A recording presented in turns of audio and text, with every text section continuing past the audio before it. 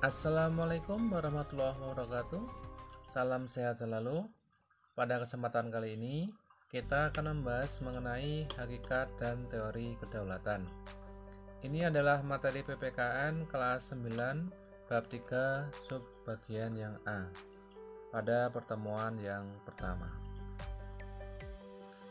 Sebelum kita membahasnya lebih jauh, mari kita simak indikator dan tujuan pembelajaran.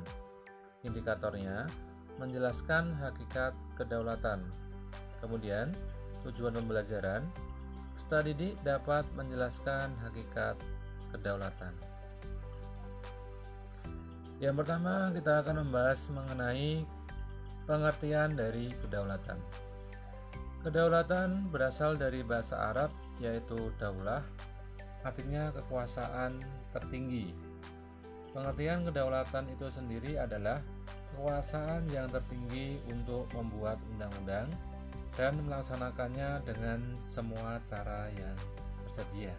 Nah, konsekuensinya bahwa rakyat adalah pemegang kekuasaan tertinggi dalam kehidupan bermasyarakat dan bernegara. Kedaulatan rakyat berarti juga pemerintah mendapatkan mandatnya dari rakyat, oleh rakyat dan untuk rakyat. Pemerintah oleh rakyat mengandung pengertian bahwa pemerintahan yang ada diselenggarakan dan dilakukan oleh rakyat sendiri. Nah, kita coba simak. Di sini ada bagan. Nah, pemerintah yang menerapkan kedaulatan rakyat, kemudian pemerintahannya disebut sebagai pemerintahan yang menerapkan demokrasi. Bagaimana pemerintahan yang menerapkan demokrasi itu adalah pemerintahan dari, oleh, dan untuk rakyat. Oke, kemudian untuk selanjutnya perhatikan gambar berikut ini. Nah, ini adalah gambar layar ya, tampilan layar e-voting. Jadi sekarang dalam pemilihan kepala desa itu sudah menggunakan e-voting. Nah, ini adalah salah satu bentuk daripada kedaulatan rakyat, bagaimana rakyat memilih para pemimpinnya dari tingkat desa atau kelurahan dan seterusnya.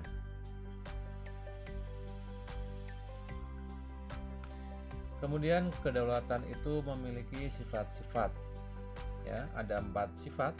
Yang pertama adalah asli, kemudian permanen, tunggal, dan tidak terbatas. Oke, kita simak pengertiannya berikut ini. Yang pertama adalah asli, artinya kekuasaan tidak berasal dari kekuasaan lain yang lebih tinggi. Kemudian 2, permanen, artinya kekuasaan itu tetap dan sepanjang negara tetap berdiri walaupun pemerintahan sudah berganti. Maksudnya adalah seperti halnya Indonesia. Indonesia itu kan selama atau secara periodik 5 tahun sekali itu melakukan pemilihan umum untuk memilih presiden beserta wakilnya. Nah, walaupun ada pergantian pemerintahan, dulu ada Susilo Bambang Yudhoyono, kemudian diganti oleh Joko Widodo, maka kedaulatan rakyat, kedaulatan itu tetap ada walaupun pemerintahannya berganti. Oke, kemudian tunggal, artinya kekuasaan itu merupakan satu-satunya dalam negara dan tidak dibagikan kepada badan-badan lain. Jadi kekuasaan itu pada hakikatnya adalah tetap ada dalam negara, tidak dibagikan kepada badan-badan lain. Kemudian tidak terbatas, artinya kekuasaan itu tidak dibatasi oleh kekuasaan lain. Nah, jadi kekuasaan suatu negara itu tidak dibatasi oleh kekuasaan lain di luar negara tersebut. Oke, kemudian kita lanjutkan lagi.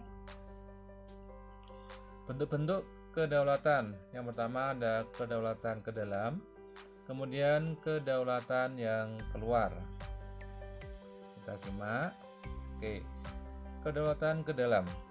Artinya bangsa yang merdeka memiliki kekuasaan untuk menyusun dan mengatur organisasi pemerintahan sendiri sesuai kehendak negaranya sendiri.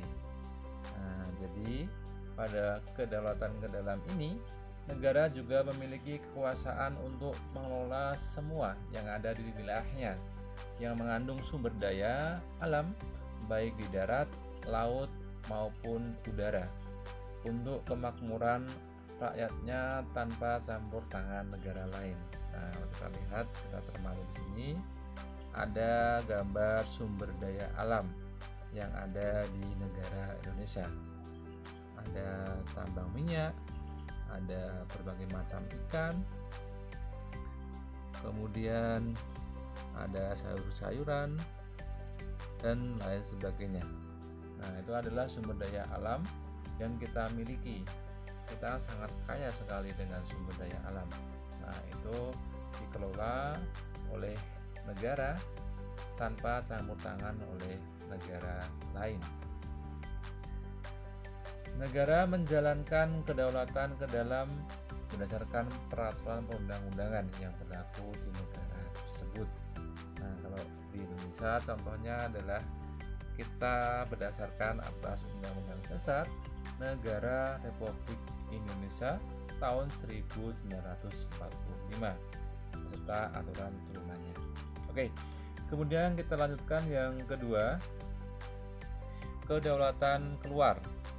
Artinya negara mempunyai kekuasaan untuk berhubungan dan bekerja sama dengan bangsa lain tanpa terikat oleh kekuasaan lain.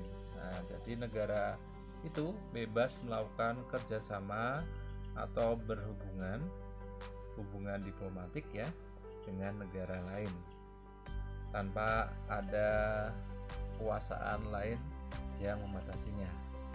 Nah, contohnya pada gambar tersebut ada kerjasama antara Indonesia dan juga pemerintah Inggris.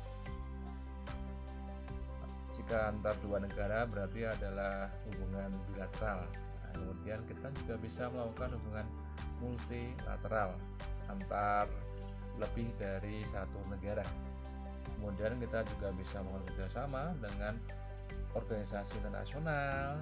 Kemudian kita juga bisa menyatakan perang atau perdamaian dan lain-lain. Itu kita atau negara lakukan tanpa ada tekanannya dari kekuasaan lainnya. Oke, untuk pertemuan kali ini kita cukupkan sekian dulu. Kemudian pada pertemuan kedua dengan subbab yang sama masih mengenai hakikat dan teori kedaulatan, nanti kita akan membahas mengenai teori-teori kedaulatan. Teori-teori kedaulatan cukup banyak sehingga kita bahas pada pertemuan selanjutnya. Terima kasih telah melihat dan menyaksikan materi ini, semoga bermanfaat. Jangan lupa untuk membagikan agar materi ini semakin bermanfaat. Terima kasih. Wassalamualaikum warahmatullahi wabarakatuh. Salam sehat selalu.